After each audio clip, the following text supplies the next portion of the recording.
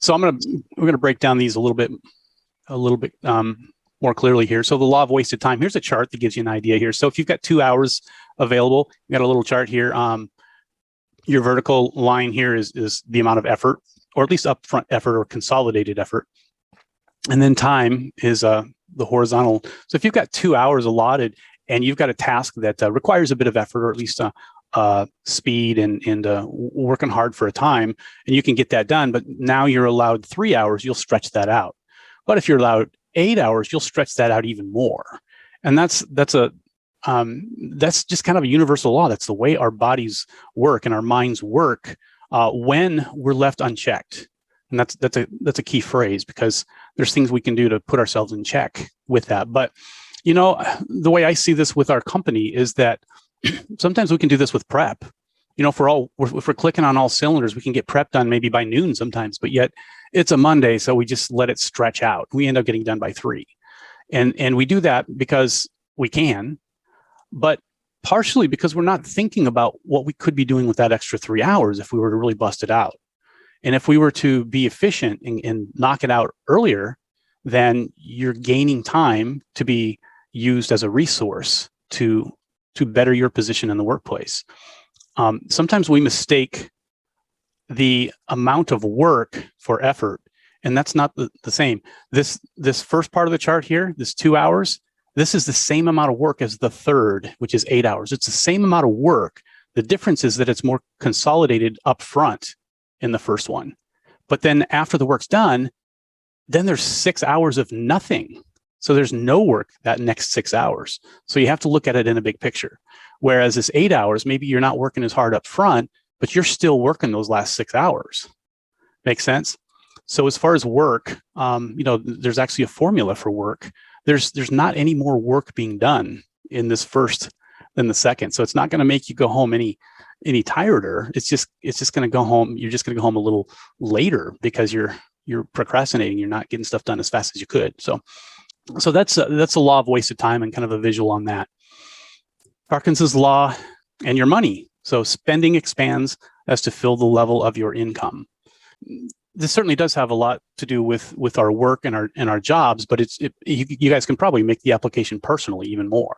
I know I can. It's so much easier when you have a cushion to spend than when you don't have a cushion, right?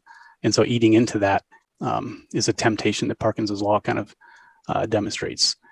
In our company, that could be maybe if the resources are available, then you go ahead and use them. Maybe that's placing a truck order. Maybe it's over ordering or cushioning your truck order, or maybe your labor as well. You're given a certain amount of hours as a forecast, but you feel like you could do it more, but you could do it better than that, but you use all the money that you can use. You're kind of falling into this a little bit.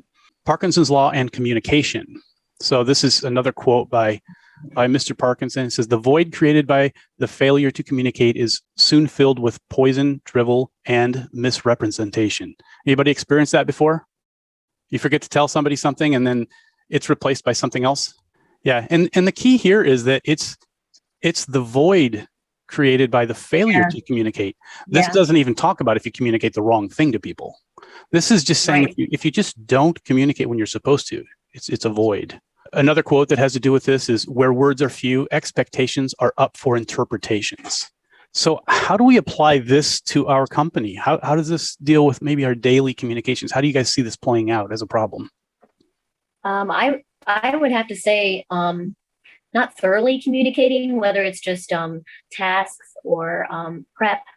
If you need room for not explaining something in full or thoroughly, they might come up with their own way of doing something if you didn't show them the right way.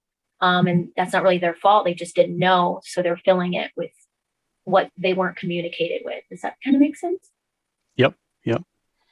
And the thing is it doesn't matter if you communicated it well the day before, because that was yesterday. And people just don't have as intentional of memories as we would like to think that they have. We think just because we told them last week or the week before that, or if they learned it in training, then it's going to stick with them now. How many times have you guys gone through a thorough orientation with somebody and you've mapped out specifically some expectations, and 2 months later, they're like, "Well, you never told me." Well, actually we did. We covered it in the orientation. And the problem is because we don't say it enough. We don't communicate it enough, or it doesn't get backed up with, seeing other people do it or having it be part of the culture. So communication is really important. What we don't say is really, really dangerous. So stuff expands to take up the space available for storage, or another way to put it, the bigger the house, the more crap. So with the law of spatial erosion, then, this really applies to things gathering up, right? If you've got space for things to gather, it's going to gather up. So I think of sometimes when I walk into the office of one of you guys or a few of you guys, I'll look around, I'll think, wow, what a mess. This is kind of chaotic. And then other times I walk into other people's office and it's like nice and clean and organized. And sometimes because there's space on the desk, we put stuff there. And then stuff just kind of gathers because there's space for it. And so we have to proactively work, intentionally be different than that. So the Parkinson's law is basically saying, hey, we tend to gather stuff. We tend to use up this space, even if it's not efficient to do it. And so we have to work against that.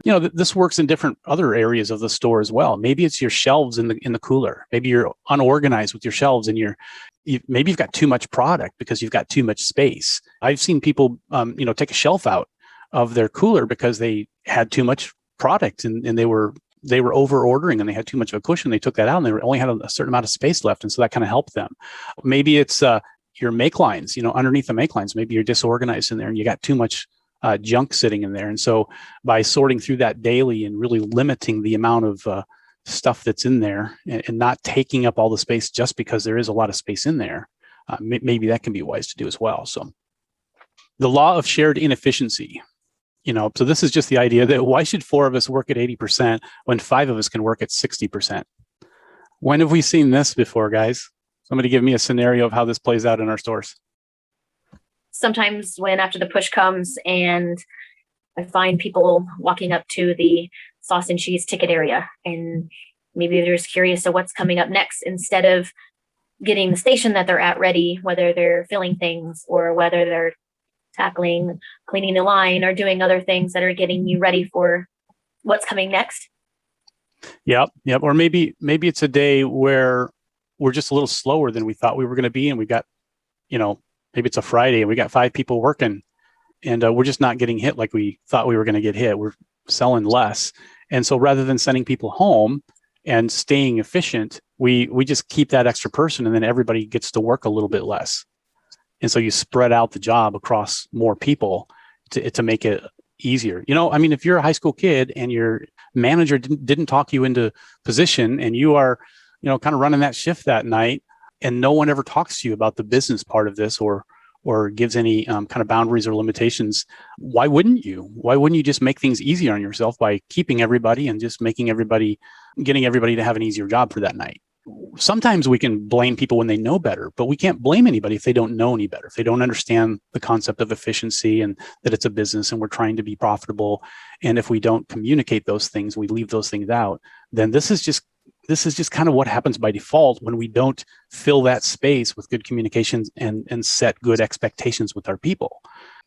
We've talked about the 60-90 effect as well in our company, and it's pretty much the same thing. It's really the 60-90 effect says if you allow people to work at 60%, most of them will. A few of them will still work harder than that because that's their work ethic. But if you expect them to work at 90%, some of them will, but some of them still won't. So the whole idea is that some people will work as little as they have to, and some will work as much as they can. And so much of that has to do with what we expect and the example that we set for them and the expectations and just the motivation that we get them, the inspiration that we give them to work hard together to experience success together. When everybody's working independently for themselves, everybody's going to do as little as they have to, really. So anyway, that's the law of shared inefficiencies. So we see this in our company all the time. It can also play out with the schedule. Maybe a manager isn't very comfortable pushing their people to get better. And so rather than putting their people in a position where they need to be quick, they'll just give them an extra person and pad the schedule so that their employees don't have to work harder and complain. We've all seen that before too, right? people that just really don't want to work any more than 60 or 70%. They just, they just really don't have any reason to do that because they're really kind of thinking about themselves rather than the success of the store. And sometimes if a manager doesn't have that confidence and the leverage to be able to do that and to push people and challenge people to get better, then they just won't get any better. So Parkinson's law and procrastination. So if you have ample time at your disposal, the more likely you are to relax, laze around, spend, and delay. But when the deadline appears close, you streamline all of your attention to complete the task. Anybody pulled an all-nighter in college? Take a bunch of no-dos and, and just cram the night before and don't go to sleep? I've done that before. And then the quote, if you wait until the last minute, it only takes a minute to do, right? Some people are really motivated by hard deadlines, but they're very unmotivated by soft deadlines. In other words, it's hard to get it done a day early because you don't have to. So it's easier to get motivated if you just wait till the deadline and then you have to, and then you kick it into another gear. Well, that's because you're waiting and you're relying on an external force to give you the motive to do something. So you're relying on an external force to do that. What if you didn't have to rely on an external force? What if you had an internal force that could choose to do that anyway? That's when you really get into efficient people that have an internal boundaries, an internal force, a battery inside of them that pushes them to do something and doesn't rely on an external force or a deadline or accountability from somebody else to do it. Somebody with an internal drive will get it done anyway, even if they're not supervised or even if there's no deadline. And so really it's about replacing your deadline, creating your own deadline instead of waiting for somebody else to impose a deadline, right? Some people do their taxes before they have to, and a lot of people wait till the last day to do their taxes. Okay, so Parkinson's law of complacency. Complacency expands continuously to fill the space available for it. Complacency is basically just when you don't do anything, when you just sit there. We don't want to turn the safety net into a hammock that lulls able-bodied people into complacency and dependence. Paul Ryan said that. And then there's an ancient proverb that says, a little sleep, a little slumber, a little folding of the hands to rest, and poverty will come on you like a thief, and scarcity like an armed man. And so it really goes to show that complacency is addictive. Once it starts going, it's like gangrene. It's like an infection. It gets worse and worse. So you have to head off complacency before it gets bad. Complacency is really what fills the gap so often with our time and our efforts and just progress. And it really kind of works us in reverse. It works against us. So